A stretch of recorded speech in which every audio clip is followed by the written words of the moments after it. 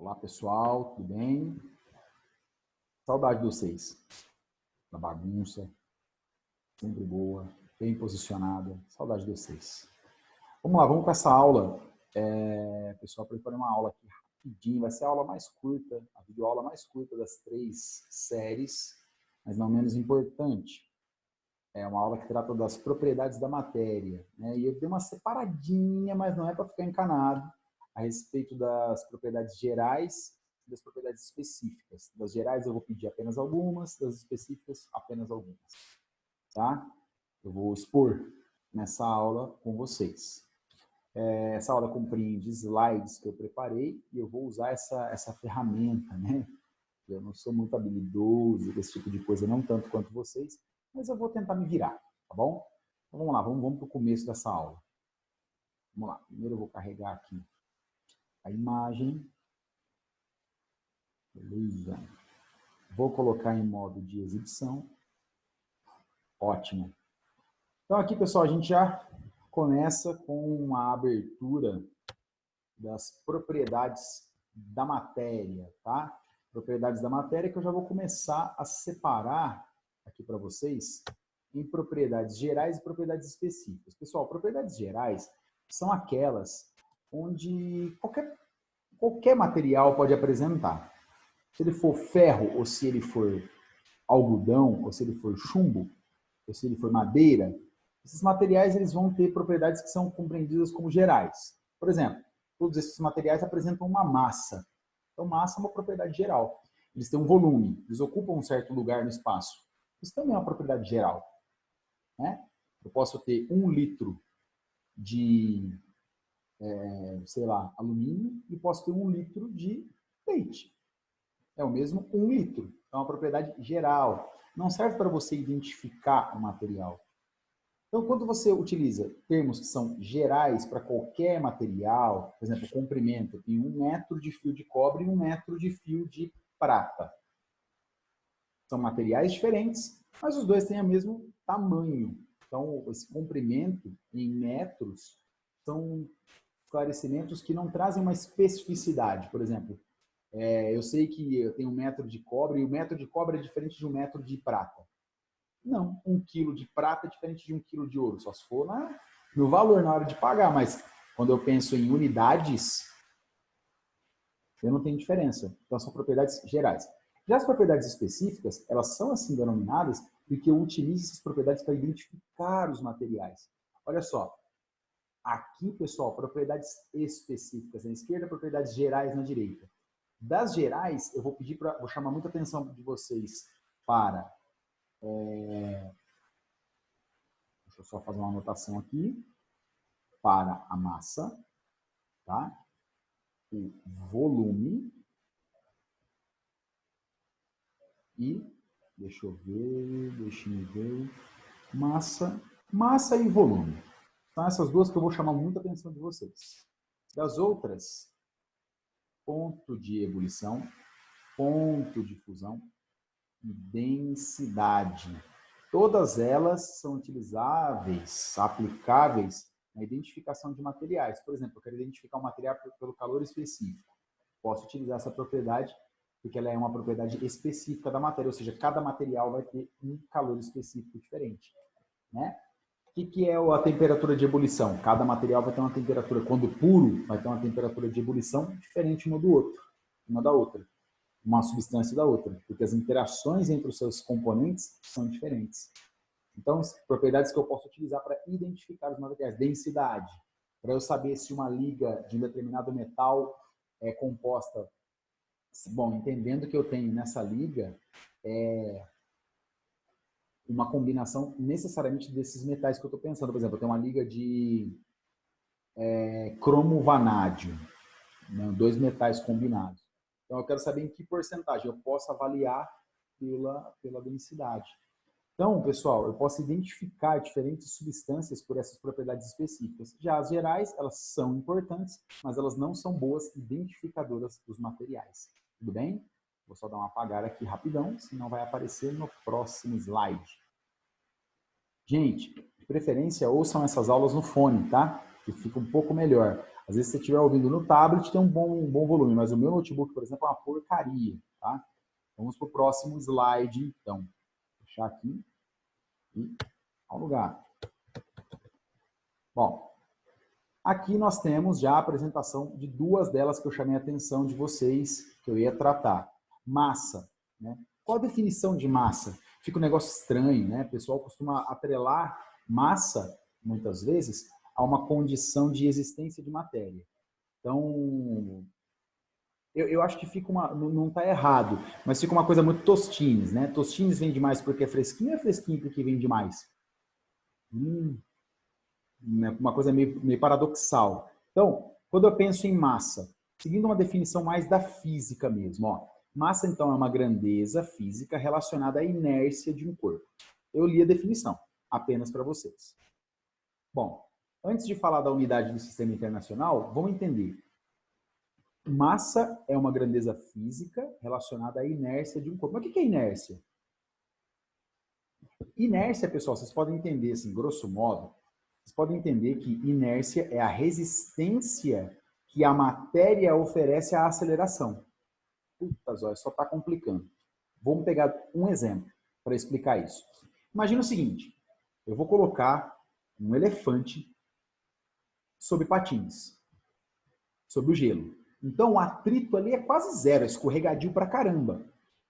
Eu vou colocar um elefante de 8 toneladas sob o gelo.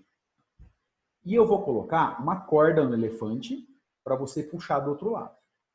E eu vou colocar esse corpinho aqui, de 80 quilos, sob patins. E vou colocar uma corda em mim e vou pôr para você, o mesmo você, puxar. Tá.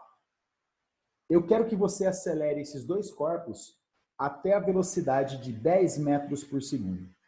Qual que você vai ter mais facilidade para puxar até atingir a velocidade, ou seja, acelerar, aplicar uma força, logo acelerar o corpo até uma velocidade de 10 metros por segundo?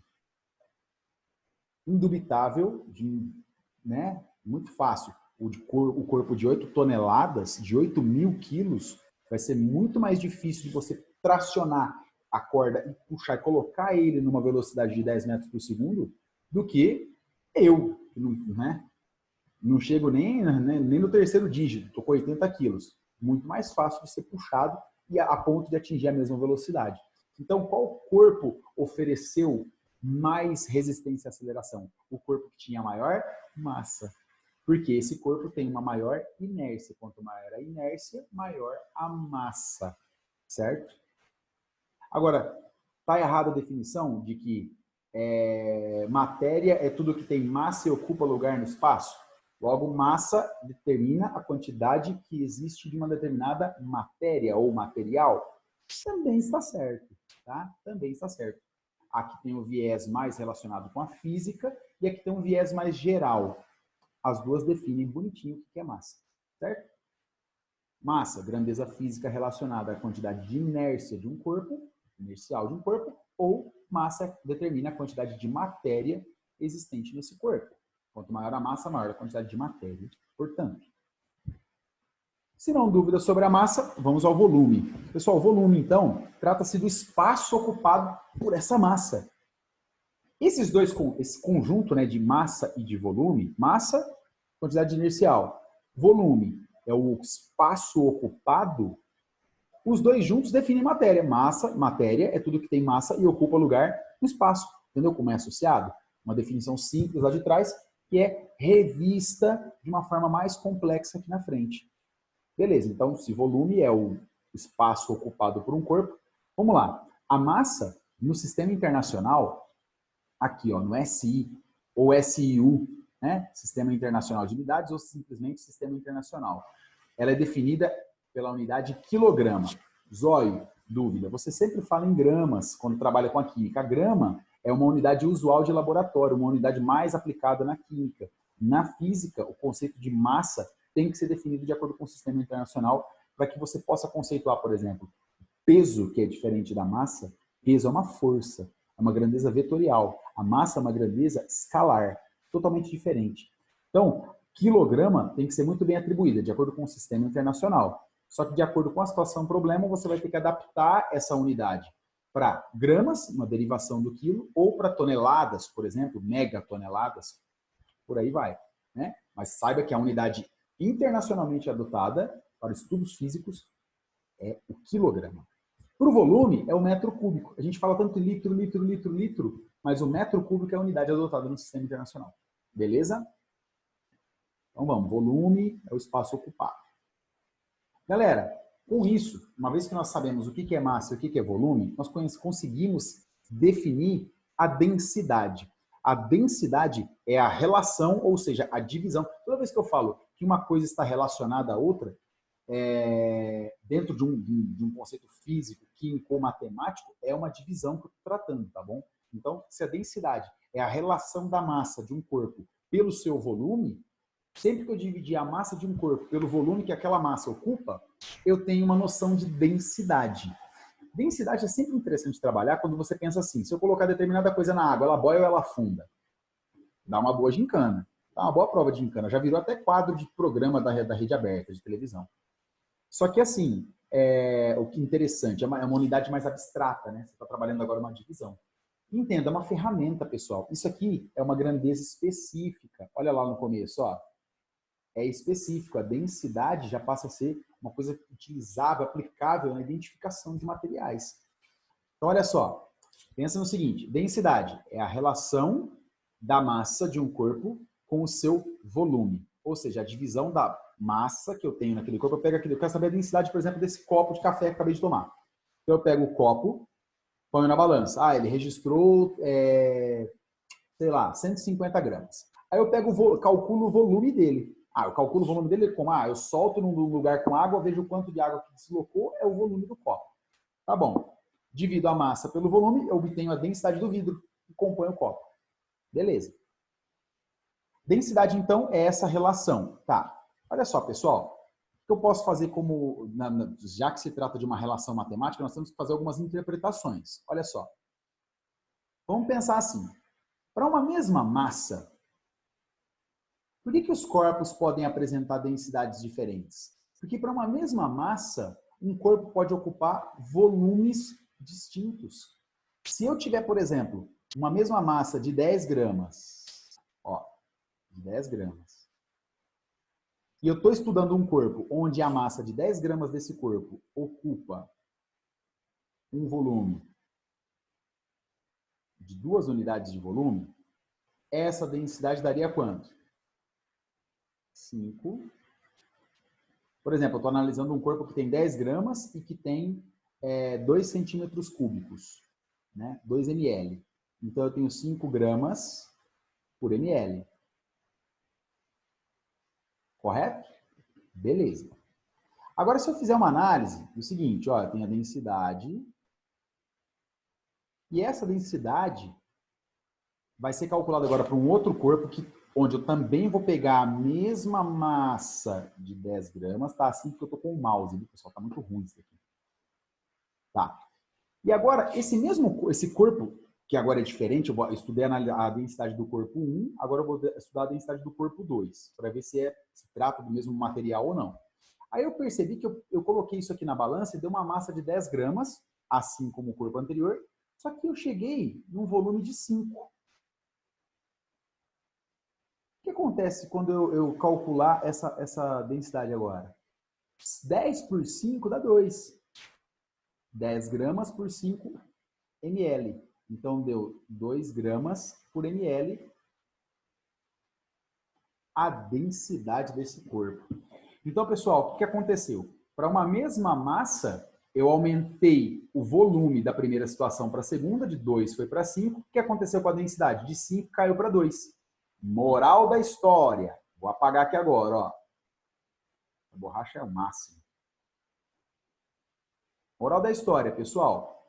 Vamos pensar assim.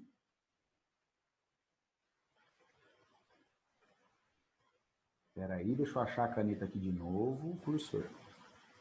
Se eu aumentar o volume, ele não está do lado inverso da densidade. A densidade está em cima, o volume está embaixo. Ó, se eu aumentar o valor do volume, foi de 2, espera aí, foi de 2 para 5. Aumentou. A densidade fez o quê? Diminuiu. Certo? Beleza. Se eu pegar, por exemplo, dois corpos de mesmo volume, então o volume não vai variar, e eu aumentar a massa, o que vai acontecer matematicamente com a densidade? Vai aumentar também o valor. Então, quem está do mesmo lado de cima, o mesmo plano em cima, se aumenta a massa, aumenta a densidade. Quem está do lado oposto da densidade, estou analisando a equação, quem está embaixo de um lado da equação e em cima do outro, são relações inversas, inversas. Tá? Se eu aumento o volume, eu diminuo a densidade. Se eu diminuo o volume, aumenta a densidade para uma mesma massa. Vamos para uma mesma massa. Agora, se eu travar o volume, se eu aumento a massa, aumenta também a densidade. Se eu diminuo a massa, diminui a densidade. Perfeito? Vamos entender isso num modelo, num exemplo, num GIF. Olha só, gente. Veja que mesmo na forma sólida, se você prestar atenção aí na sua telinha, ele está mexendo, tá? Sólido não é aquele cara que é só se ele estiver no zero absoluto. O zero absoluto ele é teórico, tá? Ele não foi atingido, até onde eu sei. Mas olha só, o sólido, a substância sólida, vamos supor que aqui eu tenho 10 gramas, aqui eu também tenho 10 gramas do mesmo material, vamos supor água num cubo de gelo, aqui os mesmos 10 gramas de água, só que na forma líquida, na fase líquida, e aqui os mesmos 10 gramas de água, ó, o sistema está fechado, lembra do Lavoisier? Ó, os mesmos 10 gramas na forma agitada, gasosa, a mais agitada de todas. Pessoal, aqui ele ocupa um volume pequenininho, tá quietinho. Olha lá, ó. Sólido. Aqui, a água já esparrama, ela vai ocupar o volume do frasco ali, ela tende a dilatar um pouco, ela vai ocupar um volume um pouco maior. Se eu continuar aquecendo, eu vou chegar na fase gasosa, ela vai ocupar o frasco inteiro. Olha só esse volume para esse volume. A massa de um para o outro mudou? Não mudou. Só que o volume de um para o outro foi mudando? Foi mudando, o volume foi aumentando. O sólido tinha um volume pequenininho. A mesma massa de sólido, quando passou para líquido, adquiriu um volume um pouquinho maior. Então, a densidade dele tendeu a diminuir um pouco. Por isso que, se você pensar aí, exceto a água, né? Excetuando a água, que tem um caráter anômalo, vamos usar o mesmo exemplo para um sólido metálico. Vamos supor estanho, um bloquinho de estanho. Eu aqueço e dá uma dilatada. Eu aqueço mais ainda, submeto ele à fase gasosa, ele vai ocupar o frasco inteiro. Então, se você pensar, por exemplo, do sólido para o gás, teve um aumento drástico de volume, né? Volta lá, a massa não mudou e o volume fez o quê do sólido para o gasoso? VUP, aumentou. Porque a água, pessoal, é um exemplo delicado, tá? Ela tem uma característica aí que ela fica sólida, ela ocupa um volume maior pela reorganização das moléculas. Então, vamos usar esse exemplo para outra situação. Ó, então, aqui, pessoal, o bloquinho de estanho que eu falei, ele aumentou o seu volume, só que a massa continua a mesma. Então, o que aconteceu com a densidade? Tá bom? E é esse o estudo de densidade que nós temos. Pessoal, olha só. Aqui nós temos o seguinte, solubilidade é uma outra característica, uma quarta característica que nós podemos mencionar. Essa propriedade ela é bastante complexa para você, não para presenciar, você vê, por exemplo, no desenho que eu coloquei, na figura que eu coloquei aqui, eu adicionei um pouquinho de permanganato de potássio, um salzinho roxo, joguei só uma pitadinha, olha o que o sal fez. Ele foi esparramando, esparramando, esparramando, foi para o fundo, de repente ele começou a esparramou por tudo. De repente, pessoal, cada porção dessa daqui virou uma porção de comportamento físico-químico igual, idêntico. Então, tem um espalhamento homogêneo. Se eu deixar isso daqui descansar por mais tempo ou agitar, ele vai distribuir uniformemente. Então, a solubilidade depende do líquido ou da substância que eu vou misturar uma com a outra. Depende do grau de interação, da semelhança entre elas. Né? Por exemplo, a água é polar, o sal também é polarizado. Então, ele sofreu uma solubilização mais facilitada por essa característica, tá bom? Então, a solubilidade, propriedade que possui uma substância de poder dissolver-se em outra. Se eu colocasse, por exemplo, pedacinhos de ferro aqui, não ia dissolver na água, direto. Entendeu?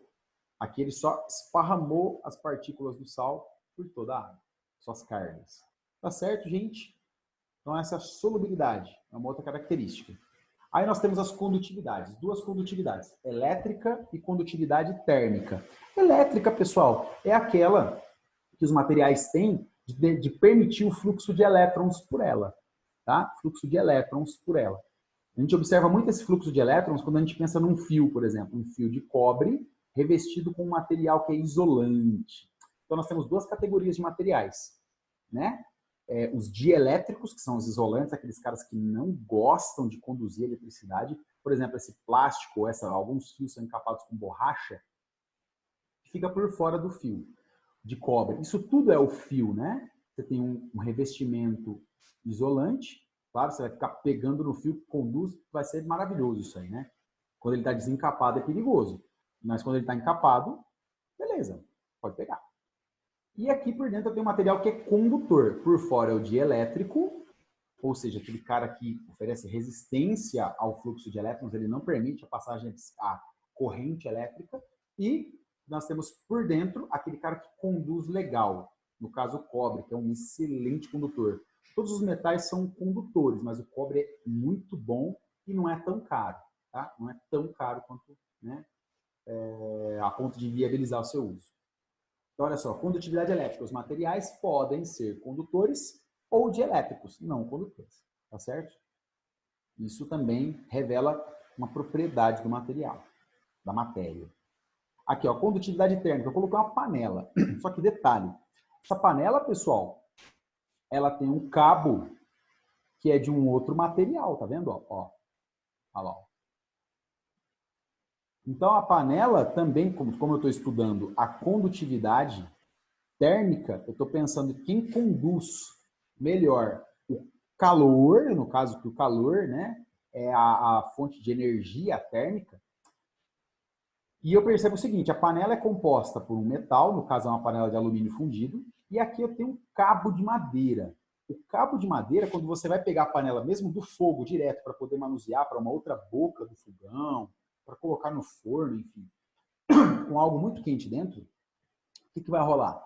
A panela é feita do material metálico porque o metal conduz muito bem calor. E por que eu coloco essa madeirinha? Dá um trabalho danado pôr essa madeirinha aqui. Porque a madeira é um péssimo condutor de calor. Claro, se eu colocar fogo, a fonte de térmica direto, fogo aqui diretamente, eu vou acabar queimando a madeira, mas ela vai conduzir legal? Não, ela queima, ao passo que o metal não queima. Por isso que eu não posso fazer a panela de madeira. Só que ela é um bom isolante, ela não permite que a caloria do metal passe para a sua mão. Por isso que o cabo tem essa composição. Ela pode ser feita também, pessoal, de baquelite, aquele materialzinho preto que tem na tampa da panela, né? Aquela pecinha que parece um plástico. Na verdade, aquele material é um polímero termofixo. Você aquece, ele não deforma. Entendeu? Então, vamos lá. Deixa eu só apagar aqui, pessoal. Peraí. É isso aí mesmo, galera. A gravação é isso, ó. Você vai, você volta. É isso. Bom, já até apagou aqui, né? Então tá. E agora, vamos para a nossa última etapa aqui de aula, onde nós vamos trabalhar as propriedades organolépticas. Pessoal, esse termo organoléptica, tá? Diz respeito a quê? Peraí. Diz respeito às propriedades que estão associadas aos nossos sentidos. Lembra dos Cavaleiros do Zodíaco? Esse desenho é antigo pra caramba, né? Mas ele supera gerações. Tem uns caras que davam uns golpes assim, vou tirar seus 5 sentidos e tal. Eis os 5 sentidos aqui na nossa figura do nosso querido Einstein, tá? Ó, nós temos a visão para diferenciar, por exemplo, brilho dos materiais, a cor dos materiais.